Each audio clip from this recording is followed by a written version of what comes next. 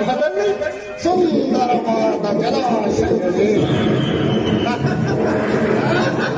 ಅತಿಮೋಹಿತವಾಗಿದೆ.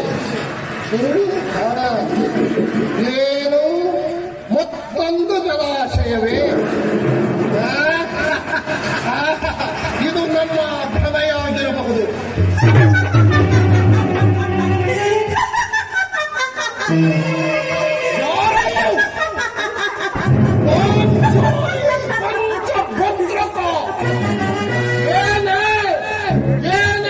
ನಿನ್ನ ಉನ್ಮತ್ತ ವಿಕಟಾಟ್ಟಹಾಸ ಎಷ್ಟು ಮರೆತರು ಮರೆಯಲಾರದ ನಿನ್ನ ಪ್ರಹಸನಗಳೇ ನನ್ನ ಕರ್ಣಪಟಗಳನ್ನು ಚಿತ್ರ ಮಾಡುತ್ತಿವೆಯಲ್ಲ.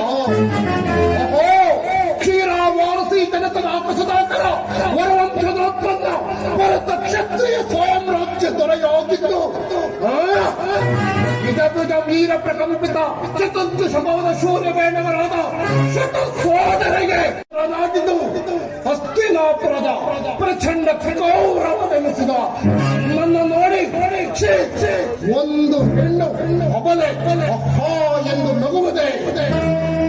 ಅದೂ ಅಲ್ಲದೆ ತನ್ನ ಪತಿಗಳಿಗೆ ಸರಿಸಮಾನಾದ ಭಾವನು ಎಂದು ಲೆಕ್ಕಿಸದೆ ಲಜ್ಜಾ ವಿಮುಕ್ತೆಯಾಗಿ ಗೃಹಿಣಿ ಧರ್ಮವನ್ನು ಸಹ ಪಾಟಿಸದೆ ತನ್ನ ಪರಿಚಾರಿಕೆಯೊಡನೆ ನನ್ನನ್ನು ನೋಡಿ ಅವಹೇಳದ ಮಾಡುವುದೇ. ಆ ಲಜ್ಜೆಗೆಟ್ಟ ನವಚಿಕೆಗೆಟ್ಟ ಹೆಣ್ಣಿಗೆ ಮಾನವೇನು ಮರ್ಯಾದೆಯೇ? ಒಬ್ಬರ ನಂತರ ಒಬ್ಬರಂತೆ 5 ಪತಿಗಳೊಂದಿಗೆ ಇಡೀ ವರ್ಷವೂ ಸುಖಿಸುವ ಆ ಕುಲಕಲಾಡಿ ಪಾಂಚಾಲಿ ನಟ್ಟ ಮಾತ್ರಕ್ಕೆ ನಮಗೆ ಏನು ಅವಮಾನವೇ ಇಲ್ಲ.